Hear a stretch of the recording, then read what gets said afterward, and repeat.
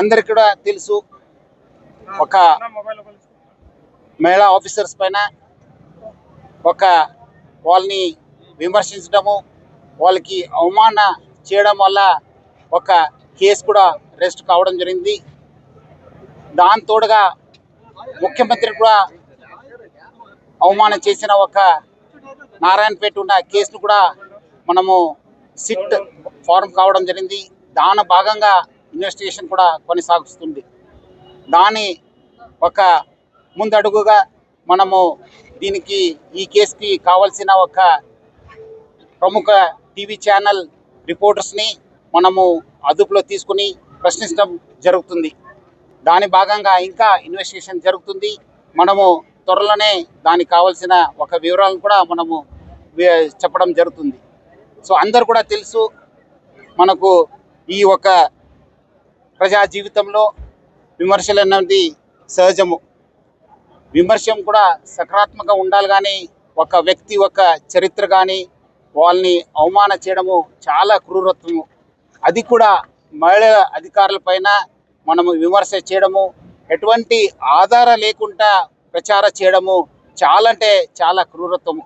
ఈరోజు మహిళలు అన్ని రంగంలో ఒక విజయం సాధించారు. ప్రజా పాలనలు కావచ్చు, మన పాలన కావచ్చు, మన పోలీస్ ఆఫీసర్స్ ఉన్నారు, మీడియా ఫ్రెండ్స్ ఉన్నారు, అట్లానే సైంటిస్ట్ ఉన్నారు, ప్రతి రంగంలో కూడా ఉన్నారు. అట్లానే ఈ ఒక రాష్ట్రానికి, ఈ దేశానికి కూడా ఒక మహిళల గౌరవించడంలో చాలా ప్రపంచంలో చాలా ముందుంది.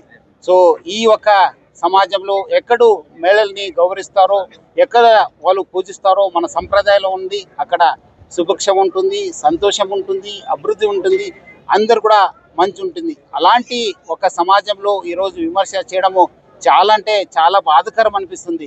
ఈ ఒక విషయం కూడా మీ అందరితో మాట్లాడడం కూడా చాలా అంటే చాలా బాధ అనిపిస్తుంది.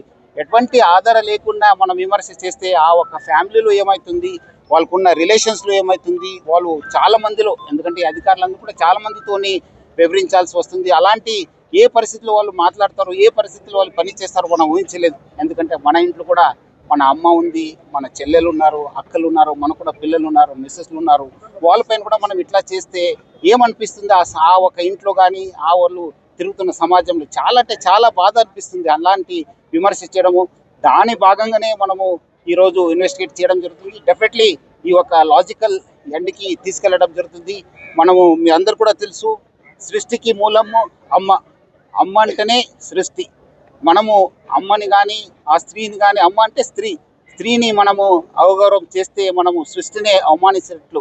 సో మనము దాని భాగంగానే అందరు కూడా ఆత్మవిమర్శ చేసుకోవాలి. ఈరోజు పోలీసుల పైన, యంత్రాంగ పైన, ప్రభుత్వం పైన చాలా అంటే చాలా స్టేట్మెంట్ ఇస్తున్నారు. ఇప్పుడే వస్తే ముందు కూడా లైవ్లో చూశాను, చాలా అంటే చాలా విమర్శ చేస్తున్నారు. ఏదో నిరంకుశ ప్రభుత్వము, లేదంటే ఎమర్జెన్సీ వస్తుంది, ఎమర్జెన్సీ ఉంటే వీరందరూ ఉండేవాళ్ళ, ఈరోజు మీ అందరితో మాట్లాడేవాడు, మీ అందరు కూడా లోపల ఉండేవాళ్ళు. సో అది అర్థం చేసుకోవాలి. చట్టం తను పని చేస్తుంది. డెఫినెట్లీ చట్ట భాగంగా ఏమైనా మనం డెఫినెట్లీ పోతాను, మనము అక్కడ సర్చ్ చేస్తాను, కావాల్సిన వాళ్ళు అరెస్ట్ చేస్తాను, చట్టం ముందు పెడతాను, అప్పుడు చట్టం చూసుకుంటుంది. సో అందుకు ఎవరు కూడా మీరు విమర్శ చేయవచ్చు, కానీ వాళ్ళు చరిత్ర హాని చేయడం కానీ వాళ్ళపైన ఏం ఆధారం లేకుండా చేయడం చాలా బాధము. డెఫినెట్లీ చట్టం తన పని చేస్తుంది. మహిళల గౌరవం గురించి అంటున్నారు కదా, రాత్రి ఎన్టీవీ దేవి ఇంటికి వెళ్ళి చాలా అసభ్యంగా బిహేవ్ చేశారని ఆమె చెప్తుంది. ఎన్టీవీ సిఇఓ వాళ్ళ వైఫ్ తోని కూడా చాలా అసభ్యంగా బిహేవ్ చేశారు. ఇది పోలీసింగ్, కరెక్ట్ పోలీసింగ్ అని అనుకుంటున్నారా? అంటే వాళ్ళు ఎందుకు కావాల్సిన వాళ్ళు కాదా? మనం పిలిపిస్తే రావాలి కదా. వాళ్ళు కాకుండా ఈరోజు ఒక మీ రిపోర్టరు మనము ఎట్లా పోవడానికి, రాత్రి పోవడానికి ప్రయత్నం చేశారు. ఏ ఆధార్ పైన పోతున్నారు? 5:30 టికెట్ బుక్ చేసి బ్యాంకాక్ పేరుతో వెళ్తున్నారు. కావాల్సింది ఆనే, మనకు కోఆపరేట్ చేయాలి కాదనే, చేయకుండా ఎందుకు పారిపోతున్నారు? ఎందుకు పోతున్నారు? మనం అలాంటి ఉన్నప్పుడు ఆయన ఇంటికి పోయినప్పుడు వాళ్ళు ఎందుకు మనకు కావాల్సిన వాడు వస్తానని చెప్పి వెళ్ళిపోయారు. ఎక్కడికి వెళ్ళిపోయారు అని ఈ రోజు కూడా పతా లేదు. ఎందుకు? చట్టం ముందు రండి కదా, చట్టం ఫేస్ చేయండి కదా, అధికారం ముందు రండి. ఇన్వెస్టిగేటింగ్ సహకరించండి. ఎందుకు పారిపోతున్నారు?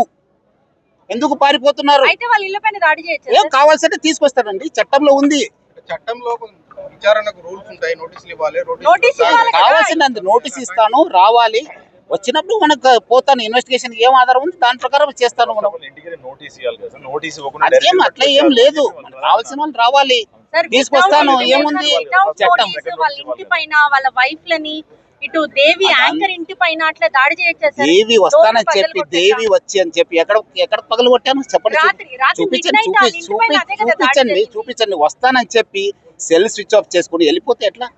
కావాలి కదా మీకు మీరు కరెక్ట్ ఉంటే రండి, ఇన్వెస్టిగేషన్ కు సహకరించండి, ఇన్వెస్టిగేషన్ కి సహకరించండి. మీరు తప్పు చేయకపోతే ఎందుకండి భయము? ఎందుకు భయము? మహిళా ఆఫీసర్ని ఎట్లా పరిస్తారా? ఏం ఆధారం ఉంటుంది మీ దగ్గర? వాళ్ళు ఎట్లా జీవించాలి? వాళ్ళ కుటుంబంలో ఎంత పరిస్థితి? ఒక ప్రాపర్ వేలో సిట్ వేశారు, అలా విచారణ చేయొచ్చు. కానీ వితౌట్ నోటీస్ సిట్ అంటేనే ఇన్వెస్టిగేషన్. సిట్ కంటే వేరే ఇన్వెస్టిగేషన్ కి సిట్ కి ఏం వేరే ఏం లేదు మేడం.